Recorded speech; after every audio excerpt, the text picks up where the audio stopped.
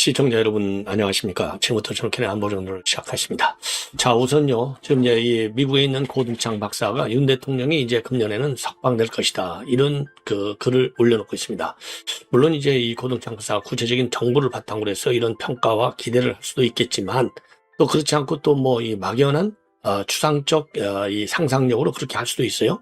자, 어떤 근거로 그렇게 얘기했는지는 잘 모르겠으나, 일단 고등창 박사의 미국 내 정치적 비중으로 볼 때 그냥 뭐 우리가 논평하듯이 이런 얘기를 하지 않았을 가능성도 배제할 수 없는 것이 아니냐, 이런 기대를 지금 내가 가지면서 관련 발언 내용을 말씀을 드리도록 하겠고요. 그리고 또 하나는 고등창 박사가 우리 한국 내에서 지금 이제 이 중국의 영향력이 굉장히 커지고 있잖아요. 그러다 보니까 이제 한국 민주주의가 굉장히 위기에 처해 있다. 그리고 중국발 3차 세계대전도 일어날 수 있다, 이런 발언을 한 것으로 강신업 TV가 보도하고 있습니다. 자, 그래서 요 관련 내용을 말씀을 드리겠고요. 결국 말도 많고 탈도 많았던 강선우, 아니 이런 인간을 말이죠, 장관에 앉혔으면 참 어쩔 뻔했어요. 큰일 날 뻔했어요, 정말로. 예. 자, 이 인간 여러분들, 저는요 강선우면 다른 생각도 많이, 물론 다른 제가 정보도 많이 갖고 있지만은 제일 그 눈에 아주 선명하게 나타나는 것이, 이재명이가 작년에 국회 본청 바로 앞에서 단식 투쟁을 했잖아요. 가을에 뭐 9월인가 10월에 9월이겠죠. 예. 단식 투쟁할 때 이제 누우니까 이불을 그냥 아마 지 남편인지 지 시아버지인지 모르겠지만 저렇게 정정 들어서까지, 야, 이거 대단한 충성이구나. 물론 그때는 당직 대변인을 맡았으니까 그럴 수도 있겠다마는, 이거는 의전적인 통상적인 의전의 수준을 넘는 것이다. 그랬더니 나중에 딱 정권을 잡으니까 여가부 장관 끝까지 밀어붙였잖아요. 끝까지. 그러다가 간신히 김현지라는 사람이 야, 너 빨리 이제 내려와 해가지고 내려왔다는 게 정설처럼 나오고 있는 내용이 아니겠습니까? 이건 뭐 다 보도된 내용이죠. 이런 인간이었었어요. 이런 인간이 이제 그때, 그래서 이제 간신히 여가부 장관이 안 돼갖고 지금 이제 의원 배지만 달고 있는데, 의원 배지도 띄어야 될 것 같아요. 그런데 이 인간이 그제 여간에서는 의원 배지를 띄지 않아요. 자, 그래서 가열차게 비판해야 된다. 그리고 이런 인간에 대한 비리 의혹이 있으면은 우리 국민님과 그리고 신뢰할 만한 언론에 제보를 하는 길밖에 없다, 이런 말씀을 드립니다. 자, 이게 말이죠. 그래서 지금 문제의 핵심은 바로 뭐냐? 자, 정청래가 말이죠, 강선우에 대해서는 당윤리 위원회에 진상 조사를 지시했다, 바로 나왔어요. 그래서 아니, 강선우가 이재명의 찐명 중에 찐명인데, 야, 이거 드디어 명창간에 대전이 시작됐구나, 이렇게 평가할 수 있는 대목이기도 하잖아요. 예. 그런데도 불구하고 김병기는 놔뒀어요. 그러니까 김병기하고 이제 강선우하고 차이가 있죠. 그건 뭐 그냥 의원이고, 이 김병기는 그래도 명색이 원내대표 아니에요. 예, 원내대표. 그것도 민주당 의원들이 뽑아준 원내대표. 그러니까 이제 정청래는 당 대표고, 그리고 이제 김병기는 원내대표니까 그건 뭐 또 인지상정 뭐 충분히 그럴 수 있는 정치적인 고려도 가능한, 배려도 가능한 부분이라 이 말이에요.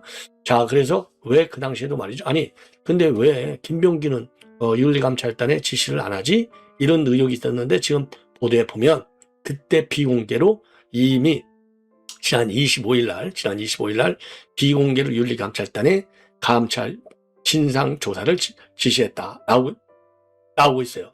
이 얘기는 지금 여론이 불등하니까, 비판 여론이 폭발하니까 이제 정청래도 지도 살아야 되잖아요. 그러니까 이거를 깐 겁니다. 이거를 깐 거예요. 자, 그래서 이제 윤리감찰단 딱, 그러니까요, 지금 민주당에서 나오는 요 패턴이 있어요. 자, 진상조사를 시작한다. 김남국서부터 또 민영태부터, 한두 놈이 아니에요. 한두 명이. 자, 그러면 어떻게 하는 거죠? 그 다음 이게 순서가 딱 있어. 탈당하는 겁니다. 탈당. 그래서 강선우가 말이죠, 지금 방금 탈당한다, 이렇게 입장을 내놨어요. 탈당한다. 왜냐? 탈당하면 민주당 당원이 민주당 당원도 아니고 아무것도 아니잖아요. 그러니까 민주당에서 법률적으로 조사할 권한이 없는 거야.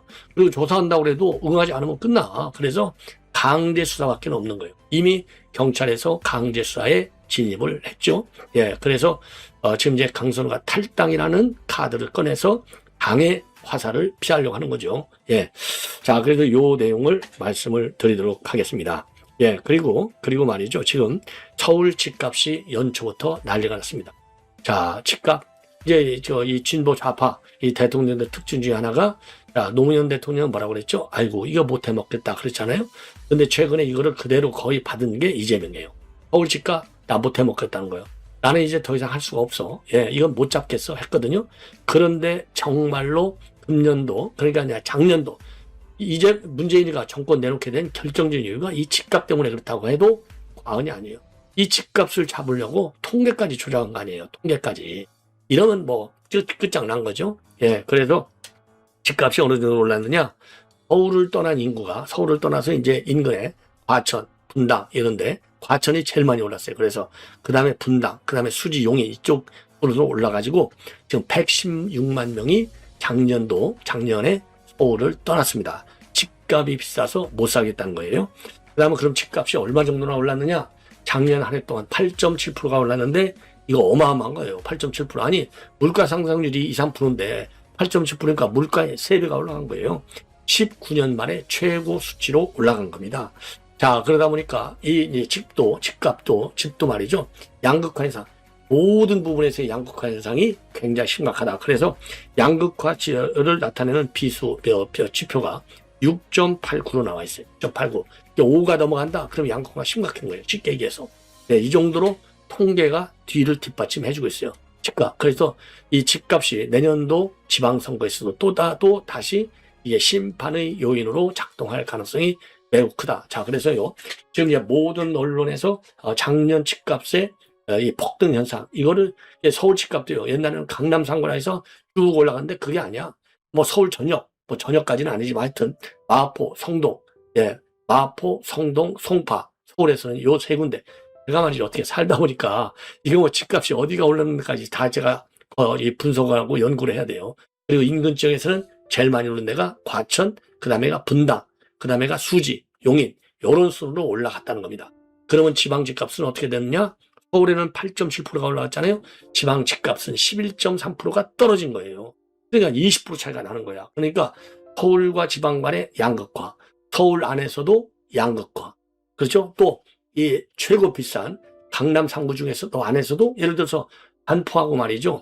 지금 이 압구정동 같은 경우는 평당 2억 원이 넘어가요.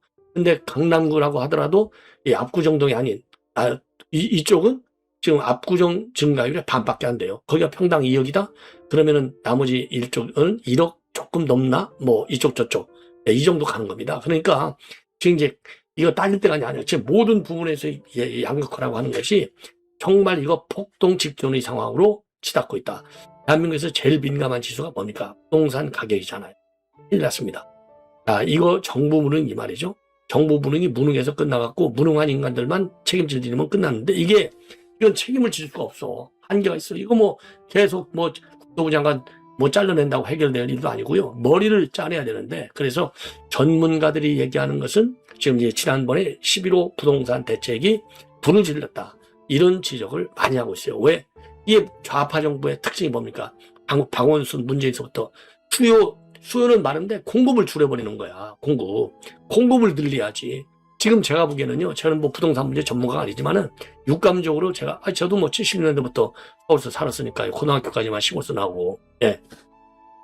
이 서울의 집값의 큰 흐름을 보면 공급을 묶어놓으면 집값이 안 튈 수, 이게 우리 고등학교 때부터 배우는, 요즘은 뭐 중학교 때부터 배우지만 수요 공급의 원칙, 그래프 여러분들 기억나시죠? 살라고는 사람 많은데 팔려는 사람이 없어. 그럼 집값 돈 더 주고 사는 거예요. 이 집값이 올라가는 거예요. 박원순 때 재건축 얼마나 통제했습니까? 지금 이제 오세훈이가 싹 풀잖아요. 전부 공급을 늘려야 되니까. 그래서요, 제가 보기에는 그러니까 지금 뉴욕 부자들, 샌프란시스코 부자들, 무슨 런던 이런 세계 최고 비싼 지역의 집값을 우리 서울 집값이 추월한다는 거 아니에요. 그러니까 미국에서 좀 열심히 이민 생활해갖고 돈을 벌었다라고 하는 교포들이 서울에 있는 친구들, 이 집값 때문에 소득 차이가 거꾸로 미국이 당연히 좀 높아야 될 거 아니에요? 왜 미국 GDP, 1인당 GDP가 한국의 몇 배가 되니까. 근데, 집값으로 이제 이 부를 따져보면 미국이 가난하게 됐다는 거 아니에요? 미국, 우리 동포들이. 이게 참 헛웃음 칠 일입니까? 큰일 났어요. 예. 자, 그래서 이런 내용으로 이렇게 이제 하나씩 정리를 좀 해드리겠는데요. 자, 시청자 여러분들 새해도 다시 한번 건강하시고 복 많이 받으시고, 그리고 말처럼 말이죠. 적토마처럼 아주 화끈하게 뛰어가는 그런 전진하는 그런 한 해가 되기를 바랍니다. 그래서 저도요, 전원권의 한보정론 TV를 통해서 제가 아주 뭐 꾸벅꾸벅 뛰어가서 우리 자유 대한민국의 헌법 가치가 존중되는, 법 질서가 존중되는 사회가 되는데 기여할 수 있도록 노력할 예정입니다. 여러분들께서 그런 의미에서 제 방송 주변의 동료, 선후배들, 아들, 딸, 며느리들한테 많이 추천을 해 주실 것을 간곡히 말씀드리고, 구독과 좋아요 그리고 알람을 설정해 주실 것을 당부드리고자 합니다. 자, 그러면 말이죠, 이 맨 먼저 이 고든창 박사의 말씀, 요 얘기를 전해드리겠습니다. 아주 이분은요, 짧게 올려요. 본래부터 뭐 굉장히 짧게 올리는 분입니다. 길게 쭉 설명을 하지 않는 글이 이분의 특성이에요. 고든창 박사. 자, 그래서 이 고든창 박사가 말이죠, 지금 이제 이분은요, 꼭 페북 이런 데 안 올리고 X 계정을 굉장히 좋아해요. 그래서 X 계정에 올린 이 짤막한 글, 요거를 여러분께 말씀을 드리도록 하겠습니다. 예. 그래서 이분이 이제 쓴 글을 우선요, 자료 화면을 통해서 한번 먼저 보시죠. 자, 요렇게 짤막하게 이제 올렸어요. 자, 이걸 보시면, 자, 우리는 이재명 정권의 감옥에 갇힌 한국의 모든 영웅들, 자유투사들을 구해야 합니다. 윤 대통령부터 시작해서 그들을 모두 석방할 것입니다. 12월 30일이니까 이건 미국 시간이니까요. 예, 이거 이제 우리 한국 시간으로 지금 오늘이 되는 거죠. 예, We must save all of Korea's heroes, the freedom of fighters in Lee Jae-myung's jails. We'll free them, beginning with President Yoon 해서 윤 대통령서부터 시작한다는 거예요. 우리가 그들을 석방시킬 것이다. 누구서부터? 윤 대통령으로부터. 네, 이렇게 되어 있어요. 이런 글. 자, 그래서 이게 조회수가 와요. 야, 이 X 계정에 1만 3천 명입니다. 이게 어마어마한 거죠. 뭐 지금은 이제 훨씬 더 많아졌겠죠. 자, 이 글을 올렸습니다. 예.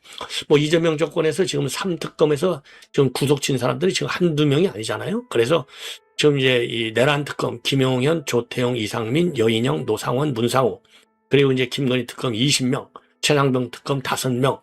예. 그래서 우리 이제 한 시민은요, 경제든 정치든 모든 게 아무란식이다. 고든창의 메시지대로 올해는 윤 대통령이 석방되어 모든 게 바로 잡혔으면 좋겠다. 이런 의견을 내놨고요. 그리고 이제 강신업 변호사가 내놓은 지금 고든창 박사의 의견, 그러니까 이제 3차 세전이 일어난다. 중국발. 요 의견을 한번 여러분께 아무리 양치하고 한번 여러분께요, 그대로 전해드리도록 하겠습니다. 몇분만 지나면 다시 올라온 조금만 기다려 보시죠. 그거 잇몸 다 썼고. 에 대한 이재명 정부의 감적 단순하게 한 기업에 대한 것일까요? 아니면 미국에 대한 도전일까요? 미국 이걸 갖다가 미국에 대한 도전으로 생각하지 않겠습니까? 자, 이와 관련해서 말이죠. 고든창 변호사는 얼마 전에 한국 내부로 침투한 중국 공산당이 있다. 이제는 이들과 맞서 싸워야 한다는 말을 한 바 있습니다. 벌써 한국 내부에 중국 공산당 세력이 깊숙이 침투해 있다는 겁니다. 그러면서 고든창 변호사는 한국의 민주주의를 구하는 것이 곧 세계의 민주주의를 구하는 것이라고 말했습니다. 지금 한국이 세계의 민주주의를 구하는 하나의 전장이라는 겁니다. 그러면서 한국 국민들을 자유의 투사라고 부르면서 이를 극복하기 위해서 강력하게 저항해야 한다는 메시지를 낸 바 있습니다. 고든창 변호사는 자유민주 한미동맹 시애틀 포럼 12월 초에 열렸던 여기서 한국을 자유민주주의 소의 최전선으로 규정하고 중국의 팽창주의와 국내 정치 세력의 밀착 행보에 강력한 경고 메시지를 던졌습니다. 시진핑과 이재명의 만남, 이런 것들이 어쩌면 이것이 팽창주의와 국내 정치 세력의 밀착 행보일 수도 있는 겁니다. 고든창 변호사는 현재 국제정세를 1930년대 제2차 세계대전 직전의 상황에 비유했습니다. 지금이 바로 제2차 세계대전 직전과 비슷하다는 겁니다. 그때 바로 독일의 그런 어떤 패권 전략이라면 지금은 중국의 패권 전략이 같은 평행이라는 겁니다. 그러면 중국에 의해서 3차 세계대전이 일어날 수 있다는 건데 3차 세계대전은 2차 세계대전과 양상이 다르게 하이브리드 전쟁으로 일어나고 있다는 거죠. 고든창은 시진핑 주석이 주장하는 인류 문명의 새로운 형태, 시진핑은 인류 문명의 새로운 형태라는 말을 했거든요. 이게 바로 뭐냐? 전 세계를 중국의 지배하에 들여는 제국주의적 시스템의 부활이라는 겁니다. 다시 말하면 중국이 가졌던 과거 황제 사상, 천하 사상, 이거를 그대로 지금 전 세계에 이 천하 사상을 갖다가 펼치려는 것이라는 거죠. 뿐만 아니라 고든창은 말이죠. 중국은 전 세계에 천하사상을 펼치는 것뿐만 아니라 심지어 달과 화성까지도 중국의 영토로 간주하고 있다는 겁니다. 그래서 중국과 러시아가 세계 곳곳에서 펼치는 이 전쟁은 단순한 지역적 사건이 아니고 이게 글로벌 전쟁으로 비유할 수 있다는 겁니다. 다시 말해 러시아가 우크라이나를 쳐들어간 거 이거 세계 전쟁으로 비유할 수 있고 그리고 중국이 대만을 치면 이거 역시 언제든지 세계 전쟁으로 비유할 수 있다는 겁니다. 가장 충격적인 지금 고든창의 얘기는 지금 중국이 한국의 선거에 개입하고 있다는 겁니다. 그래서 한국의 선거에 개입해가지고 결국 자기들과 배를 같이 하는 그런 세력이 정권을 잡도록 하는 그런 야욕을 가지고 움직이고 있다는 겁니다. 그래서 한국 선관위가 중국 화웨이 장비를 사용하고 텐센트와 협력해서 투표소 조작 알고리즘을 개발했다는 의혹을 고든창은 여전히 하고 있습니다. 고든창은 현재 민주당 세력이 중국 당국의 3대 전쟁, 심리전, 법률전, 여론전에 놀아나고 있다고 말합니다. 그러니까 대한민국 민주당 세력이 중국 당국의 3대 전쟁, 심리전, 법률전, 여론전에 놀아나고 있으며 한국 언론조차 중국 공산당의 네거티브를 그대로 복제하고 있다고 비판했습니다. 또한 지금 여러 집회에서 중국 시위대가 나타나고 그런 어떤 여러 가지를 본다면 결국 중국은 이미 한국에 깊숙이 침투했다는 것이 고든창 변호사의 얘기입니다. 그런데 고든창 변호사의 얘기가 아니라 하더라도 지금 돌아가는 형국을 보십시오. 지금 돌아가는 형국을 보면은 하여튼간에 이 한국이 과거같이 독립적으로 살 수 있는 그런 상황이 아니고 뭔가 중국에 지배당하고 있는 느낌이 굉장히 강하게 들지 않습니까? 자, 그런데 여기 민주당이라고 하는 자, 이제 여러분들 충분히 아시겠지만은요, 이 중국, 지금 이제 우리가 그래서 지금 반중 정서, 반중 여론이 굉장히 지금 높아지고 있고, 그리고 친일 여론, 친일 여론, 중국을 싫어하면서 일본을 더 좋아하는 이런 여론의 역전 현상도 일어난다라고 하는 것이 지금 여론조사 나오는 결과물이 되겠습니다. 자, 그리고 이제 제3차 세계대전, 지금 대만 해협서부터 시작한다. 이런 말은 이런 저런 전문가들로부터 오래전부터 나왔어요. 그래서 이 3차 대전 가능성과 관련해서는요, 키신저 박사가 2003년도에 100세가 된 기념으로 인터뷰한 바 있습니다. 그래서 이 키신저 박사 인터뷰 내용, 그러니까 이제 한 5년에서 10년 내에 3차 대전을 발생할 수 있다. 요거에 대해서는 제가 별도 방송을 통해서 여러분께 분석해 드리도록 하겠습니다. 예. 자, 그리고 그러면 이제 이건 이 정도로 이제 말씀을 드리고, 그 다음에 중요한 게 이제 강선우의 탈당입니다. 한마디로 해서 내가 돈 받은 건 없지만은 당에 민폐를 많이 끼쳐서 죄송하다. 딱 이 얘기예요. 그래서 페북에 올린 글을 통해서 이미 당과 당원 여러분께 너무나도 많은 부담을 드렸고 더 이상은 드릴 수 없다. 다시 한번 고개 숙여 사죄 드린다. 당을 떠나더라도 당이 요구하는 모든 절차에 성실히 임하겠다. 수사에도 적극 협조하겠다. 아끼고 사랑해 주셨던 국민과 당원 여러분께 거듭 죄송하고 감사드린다는 말씀을 드린다. 예. 자, 그러니까 이제 절대로 돈 받은 적도 돈 받은 적이 하나도 없다는 겁니다. 바로 보고를 받기 전에는 몰랐고 보고를 받고 나서 그 다음날 바로 돌려주라고 그랬고, 그리고 김병기를 2번씩이나 맡아서 관련 내용을 고지를 했다. 그러니 내가 무슨 죄가 있겠습니까? 이거거든요. 야, 이거는 뇌물죄를 몰라도 한참 모르는 얘기가 될 수밖에 없어요. 이미 법률가들이 야, 이거는 뇌물죄, 돈을 받은 순간, 받고 갖고 있는 순간 이제 뇌물죄가 될 수밖에 없고, 이 돌려주라고 한 시점, 또 이 받은 걸 안 시점, 또 갖고 있는 시점, 이 돌려준 시점, 이런 거에 따라서 죄의 이제 형량이 범죄형 이 중범이냐 아니냐가 좀 달라질 뿐이라는 게 법률 전문가들의 견해입니다. 자, 그래서 지금 말이죠. 오늘 지금 두 번이요. 하나는 이제 탈당했다. 하나는 어떠한 돈도 받은 적도 없다. 어떠한 돈도 받은 적도 없음을 다시 한번 분명히 밝힌다. 그리고 사실관계를 말씀을 드리겠는데 2022년도 4월 20일 사무국장으로부터 보고받아 해당 사실을 인지한 즉시 당시 공천관리위원회 업무총괄이던 간사, 이게 김병기거든요. 보고했다. 그리고 다음날 아침 공관위 간사 지시로 의원실을 찾아가 재차 대면 보고를 했고 그 과정이 녹취로 남은 것이다. 2차 걸쳐 반환을 지시했고 반환됐음을 확인했다. 보고받기 전엔 관련 사실을 전혀 인지하지 못했다. 이를 지시하거나 요구한 사실도 전혀 없다. 당시 초선으로서 공관위원이라고 하는 막중한 당직 수행에 많은 미흡함이 있던 점을 정중히 사과드린다. 처절하게 반성하고 있다. 사실관계에 대해서 수사를 통해 철저히 밝히도록 하겠다. 예, 이 당사자가 누구냐? 김경 서울시 의원인데 지금 많은 문제가 있어서 공관위에서 논란이 있었는데 말이죠. 공관위 논란이 되니까 이거 김경 이거 공천 못 받을 수 있다는 것을 이 강선우는 지가 공관 위원이기 때문에 잘 알 거 아니겠습니까?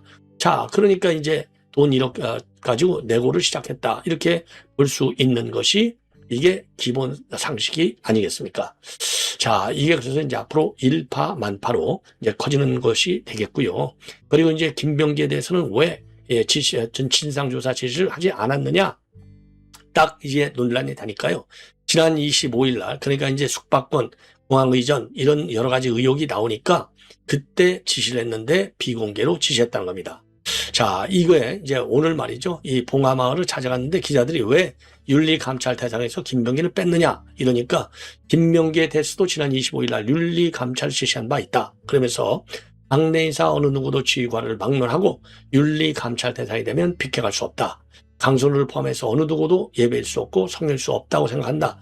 끊어낼 것은 끊어내고 이어갈 것은 이어가겠다라고 밝혔습니다.